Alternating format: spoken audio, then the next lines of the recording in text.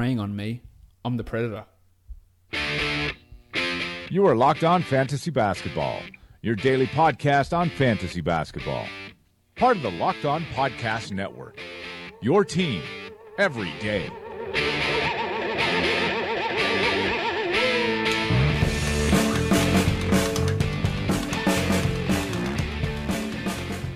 Hello and welcome to the Locked On Fantasy Basketball podcast brought to you by Basketball Monster. My name is Josh Lloyd and I am the lead fantasy analyst at basketballmonster.com, and you can find me on Twitter as always at redrock_bball. The conference finals are set in the NBA. We've got coaching vacancies still to be filled. The draft's coming up, lots of stuff happening. But today's podcast, we're going to be looking back at the 2017 NBA draft, looking at picks 21 through to 24. A few really interesting prospects in that group. It's Terrance Ferguson, it's Jarrett Allen, it's the Jedi, OG Anunoby. Hello there. And, of course, Tyler Lydon of the Denver Nuggets. How could we forget Tyler Lydon's big contributions this season? We're going to be talking about all of that in today's show. Before I get into talking about that, though, conference finals, Warriors, Rockets, Celtics versus Cavs. I'm taking Warriors and Cavs, even though I want with every fiber of my being for that not to be the finals for the fourth straight season. I think Warriors take it in 7 over the Rockets, but I'm really unsure about it. I think the Rockets have got a massive chance. I don't think it's going to be a bludgeoning as many people are suggesting. I have the Cavs winning in 6 versus the Celtics, but again, I could be convinced very easily that it goes the other direction as well, and I would love for it to be Rockets-Celtics, just so we get something different in there. Not that the Celtics being in the finals is necessarily a different thing over the course of NBA history, but it is when we compare it to the previous 3 seasons. So Warriors, Cavs is what I'm picking. Rockets, Celtics is what I'm hoping for.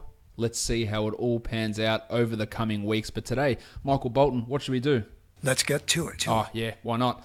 All right, let's start off with the 21st pick in the 2017 NBA draft. It was the Oklahoma City Thunder making the selection of Terence Ferguson, who played his 2016 season down here in Australia for the Adelaide 36ers in the NBL, which is something that might be starting to become a little bit more commonplace as the NBL now has a new program where they're offering $100,000, I believe, to draft eligible players to come down and play here instead of in college. Ferguson, there was some talk he might have gone earlier. In fact, I think it was at the time thought it was a little bit of a slide for him to go to 21. You could have made arguments for him to go 13, 14, 15. And getting these players who are who are theoretical three-point shooting wing players who can provide length and defense, they can be really valuable, and I value them higher than, say, Plotting. Well, Plotting's maybe a little bit unfair, but a guy like Justin Patton or a guy like DJ Wilson, I would have taken Ferguson ahead of those guys. Now, Terry's numbers down here in Australia weren't fantastic. In fact, they weren't good at all. He barely saw the court as an 18-year-old playing in a league of men, and it goes also to show you, throwing into the 2018 draft, he was an 18-year-old playing in a league of men in Australia. Luka Doncic is 18-year-old playing in the EuroLeague, the second highest quality league in the world, and he is dominating. He was a first-team All-EuroLeague player over there, so it just goes to show just how elite of a prospect Doncic actually is at this point.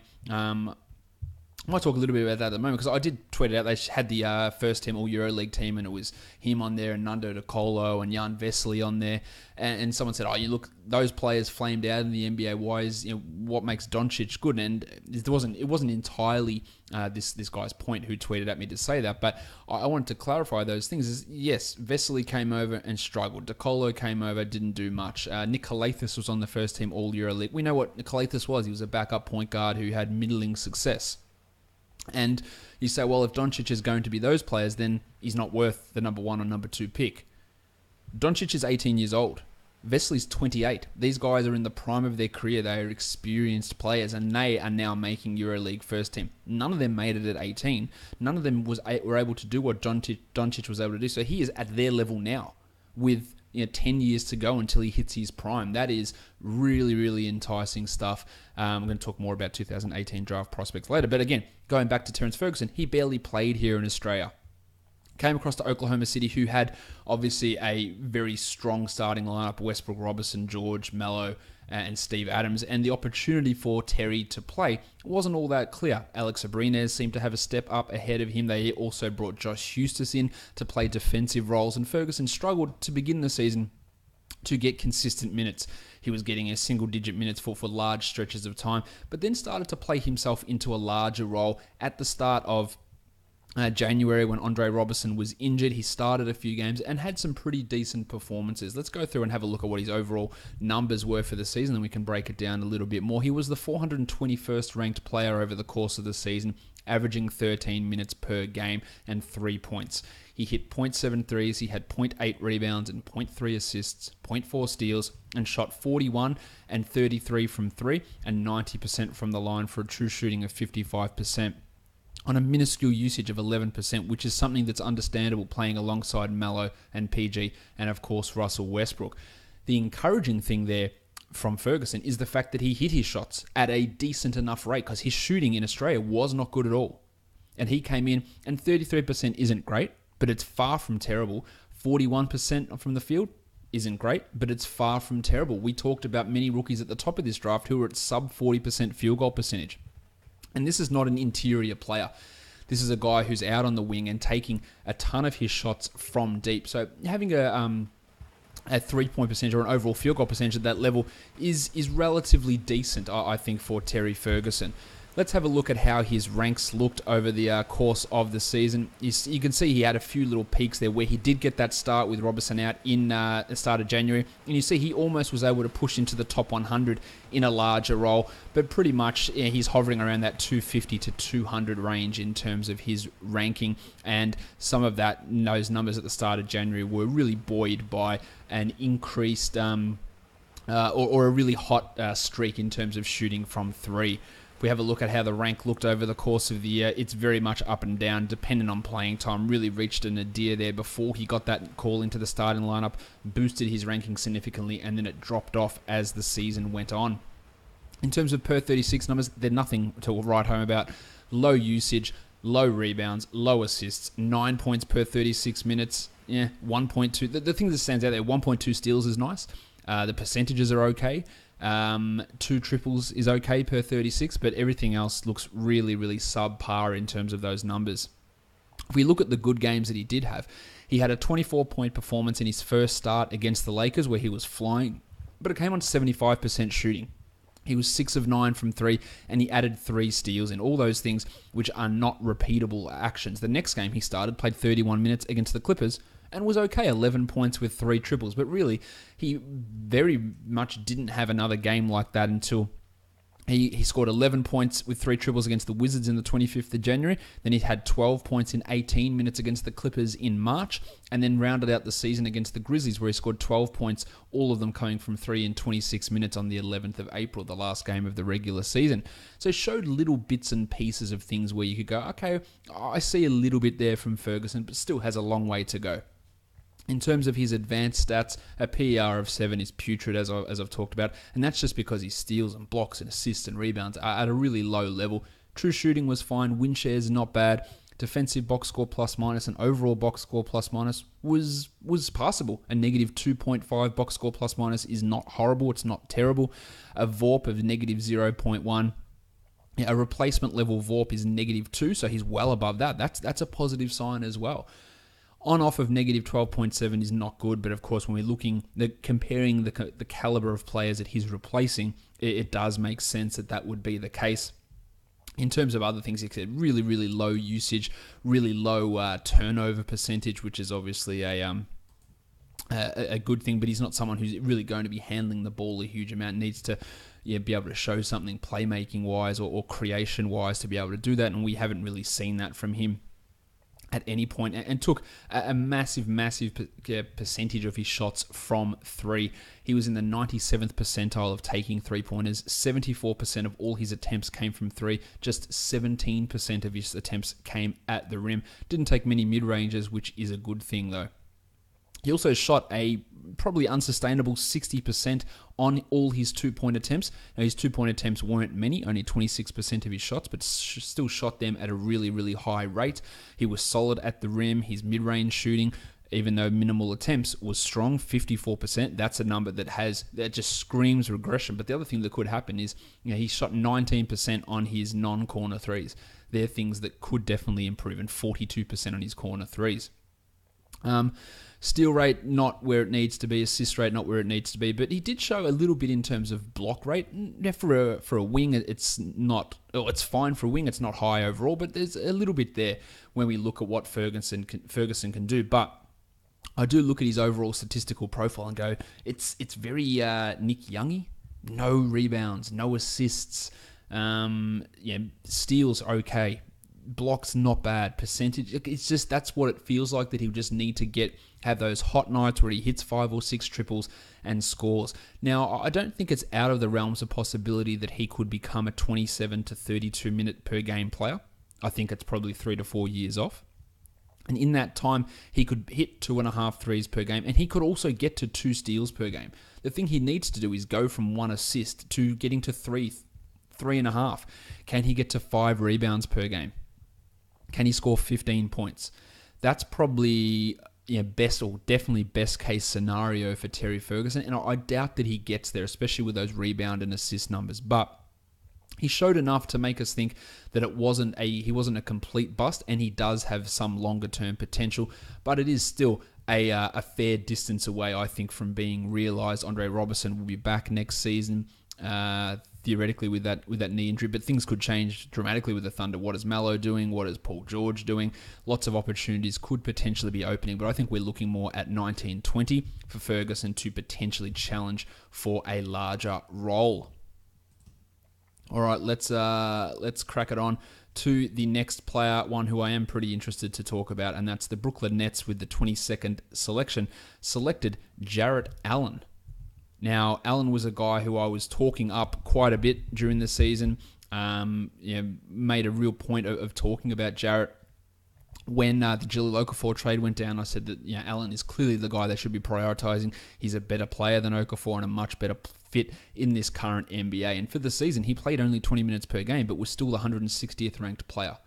8 points, 5.5 rebounds, 0.7 steals, 0.7 assists, 0.4 steals, 1.2 blocks, 59 and 78, and that's where the sexiness really comes in.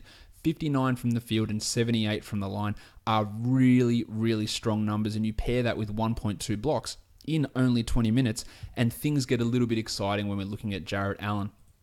He should be, and we don't know if this is going to be the case, but he should be the unquestioned starter for the Brooklyn Nets heading into next season at the center position, and should be looking to push to 26 or 27 minutes per game. I liken him to a Clint Capella, but he is a guy that can stretch a little bit out to 3. He took 15 attempts for the season and hit 5 of them. Extraordinarily small sample size, but he did it.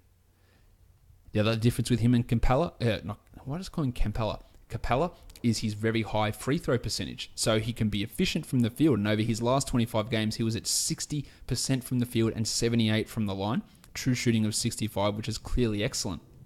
He averaged 2 blocks per game in those 23 minutes.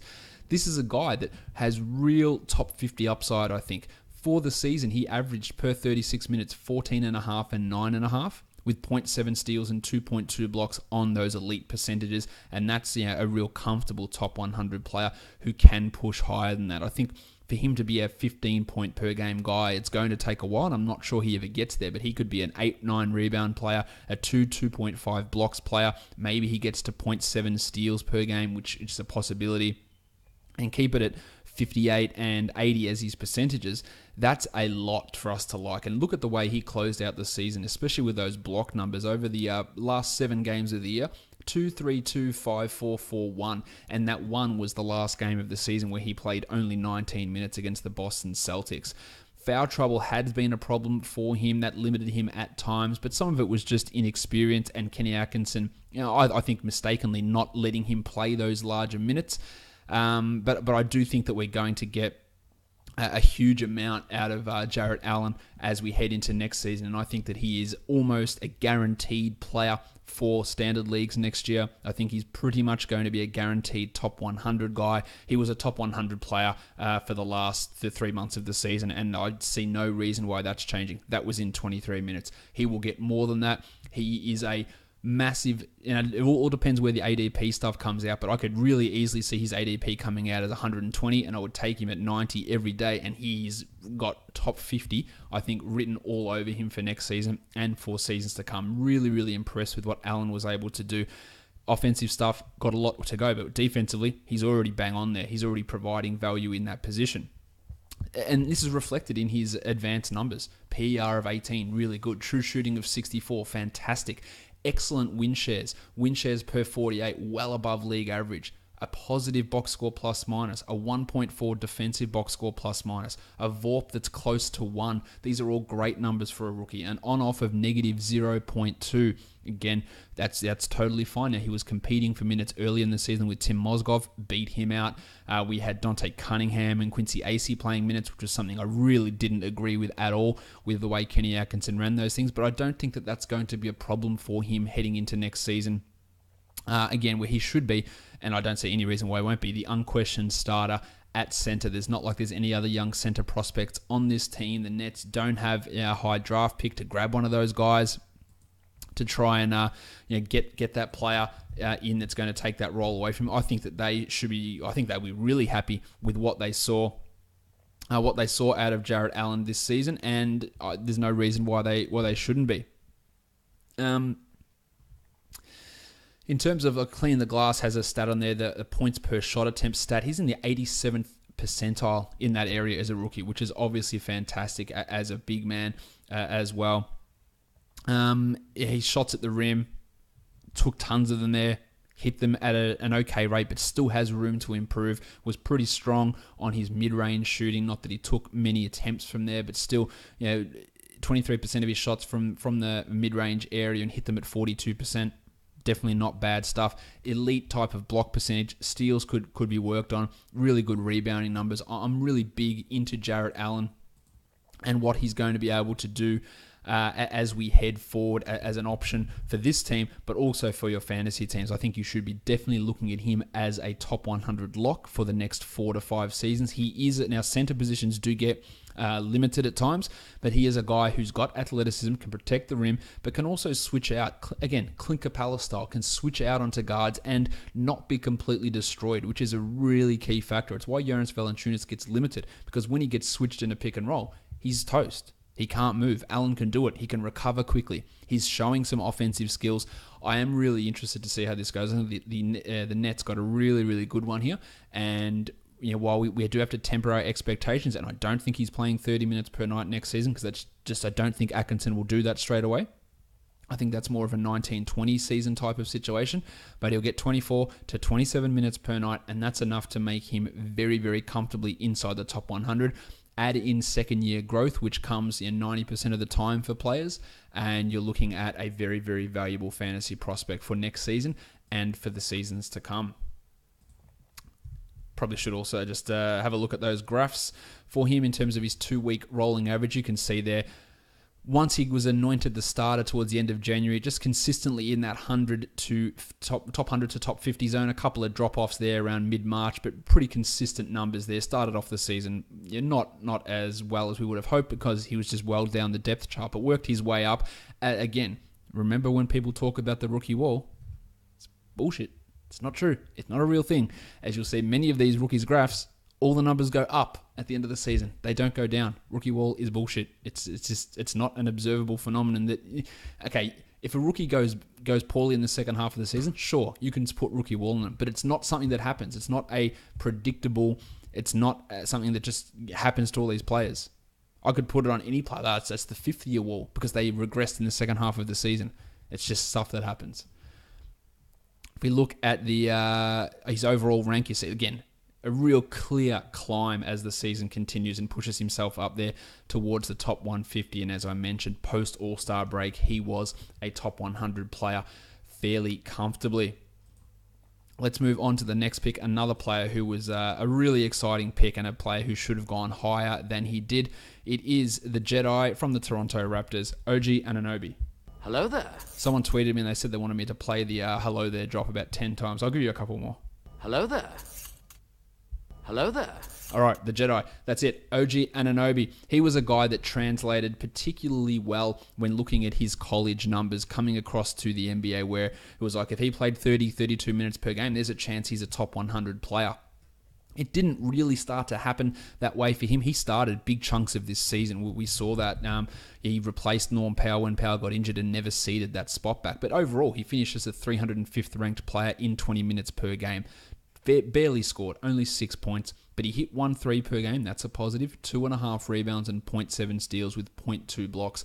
47, 63, and 37 for a true shooting of 59%. The three-point shooting was probably the biggest surprise for Anunoby. Wasn't really known for any offensive production there. Usage of 12.5, which is low.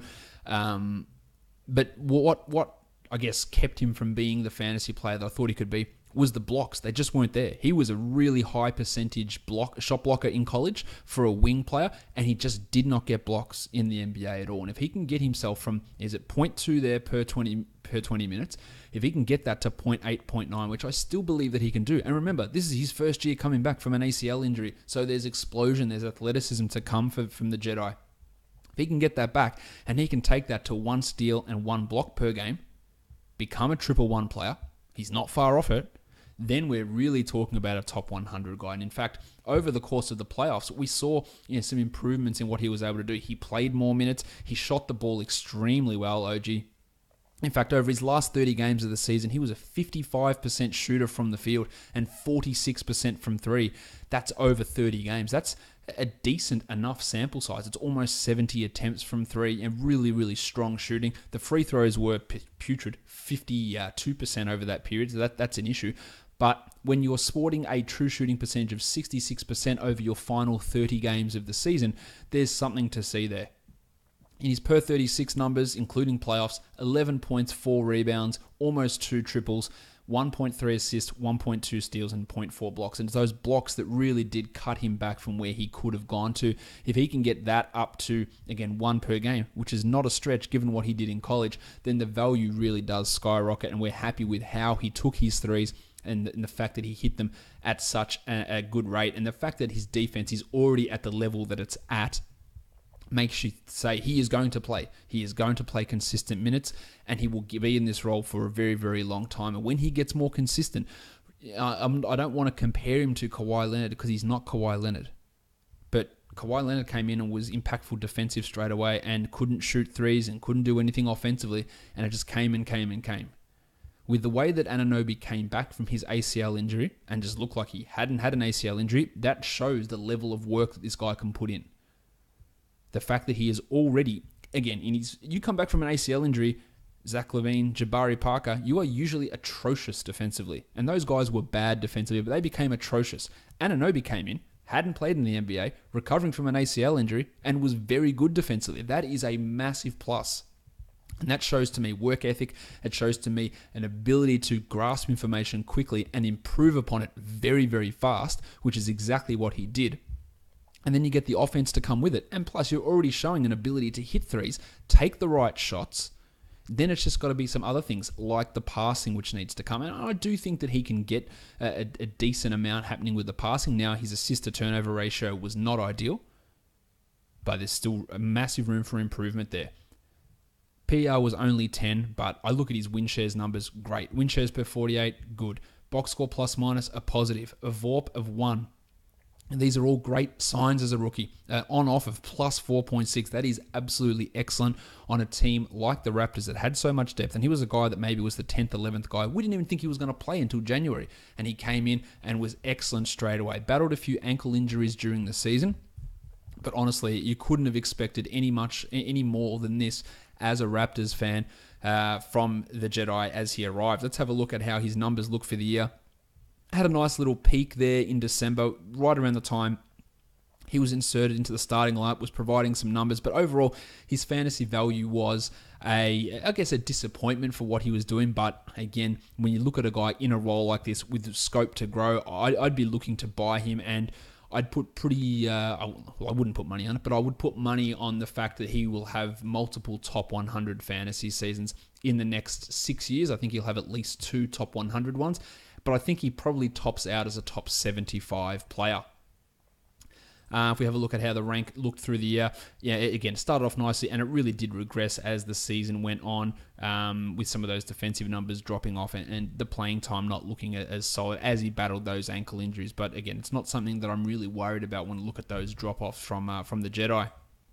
Over on cleaning the glass, the shot chart looks good. At the rim from 3. That's pretty much exactly what you want. Assist percentage does need work. Again, well below where his turnover percentage was. His assist to usage rate was low as well. All that stuff needs work, but comes in with a 2-point percentage of 61%. Excellent. 37% from 3. Excellent stuff.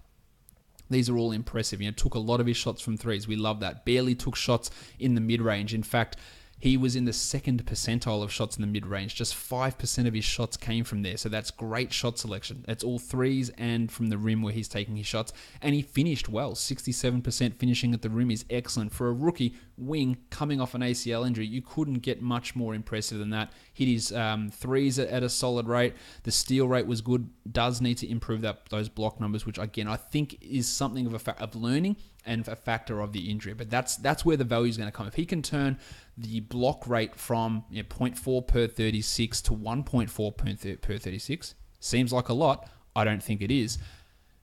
Then we're talking about this top 100 guy. Build in 4 to 5% usage increase over the next 2 to 3 seasons, maybe 6% usage.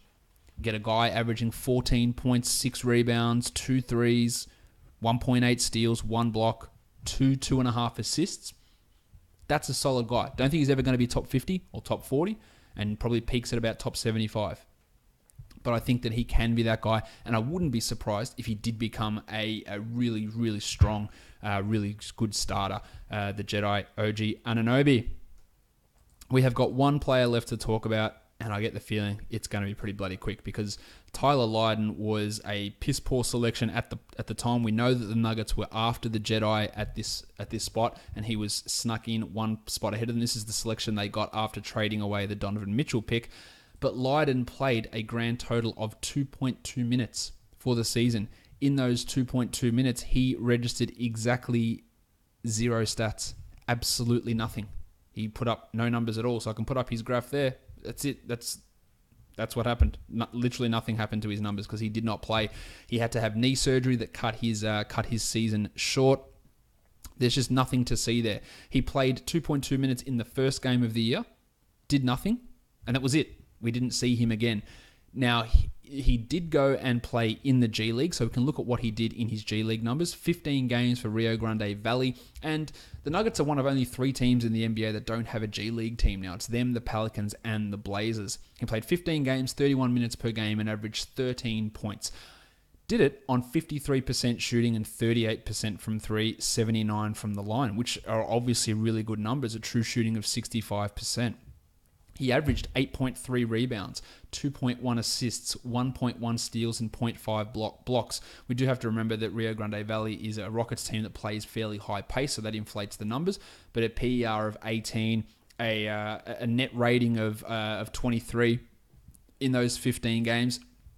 So he did show a bit there. And he was a guy that in his time in college, some of his numbers looked okay. He averaged over a steal and over a block per game in his sophomore season at Syracuse. Only 13 points, but rebounded well. 13 and 9 he averaged with a steal and 1.5 blocks. And shot the ball well in college as well. A true shooting of 60% in both of his seasons at Syracuse. So while the pick looks horrible, his play in Summer League looked horrible. In preseason looked poor. He didn't see the court in the NBA. The G League numbers were okay. The college numbers, they translated pretty well. But can he become a solid enough defender? I'm not out on him as a defender. I think that he can be productive. I think he's going to be a much better defender than, say, TJ Leaf, not to just compare white stretch fours together. But these are guys who are strong three-point shooters. He hit 38% of his threes in the G League. In his last season in college, he hit 40% of his threes across his 2 seasons in college, Tyler Lydon. So he can hit those threes, but the intriguing thing is the 1-1 potential for him. I think that defensively he can get there. It's going to be a long time away. This is a team that already has Paul Millsap, Baby-Neck, Wilson Chandler, not that he's going to be around for long. Juancho Hernan-Gomez there who can play some 4 also. So Lydon does have a little bit ahead of him, but I wouldn't be 100% writing him off. And again, I probably put a little bit more stock in Lydon than, say, a guy like DJ Wilson, who I'm just really, really down on.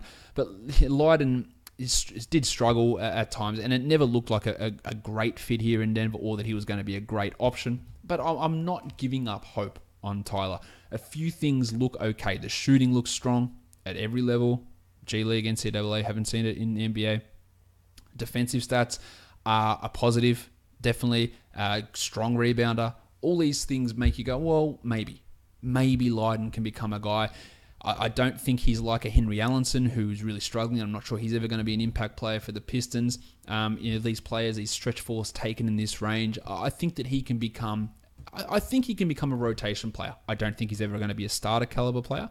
I don't think he's ever going to be a top 200 fantasy player. But I think he can be a top 250, maybe top 300 is more realistic, but maybe he can push the top 200. But there is the skeleton of a fantasy relevant player in there for Lydon, just with that 111 potential and the fairly good shooting percentages. We got to see none of it this year. He's going to be an interesting guy to watch next season, and he could surprise us. Could being the operative word there for Tyler Lydon.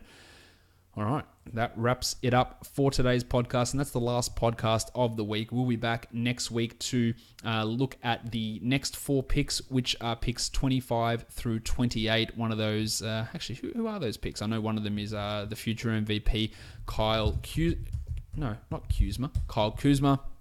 There's Onjeks Pasechniks, who the Sixers drafted and stashed him overseas.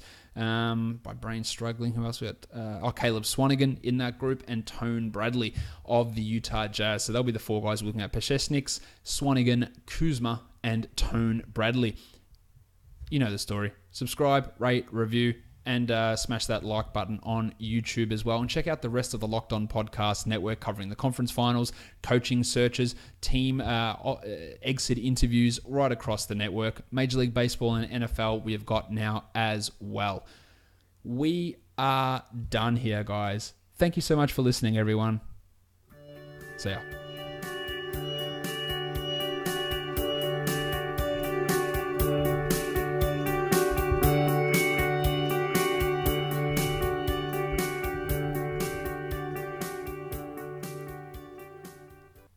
The Muppet, John Henson.